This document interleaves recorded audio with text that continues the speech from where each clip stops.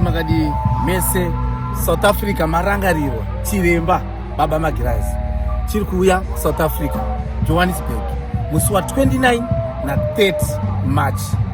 Vanenge vari pa 5334 Roxview Flats pa muna Tennis Avenue ndo vanenge vari vose vane matambudziko vanoda mbereko vashushwa nemweya yakaipa vanoda mabasa vatambudzwa nemweya yese yavangati nhamo yangu iyo inoperera kupi.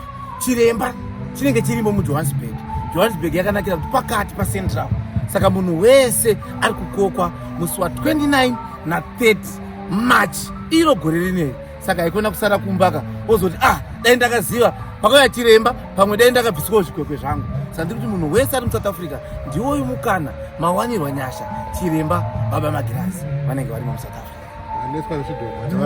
Zvese shamu yevaroyi iri pano.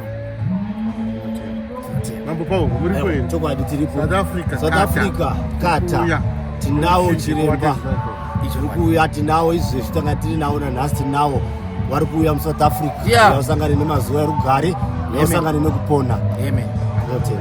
5334 Roxview Flats muna Tennis Avenue. Munhu wese ngaauye ikoko abatsirwe nechiremba Baba Magirazi.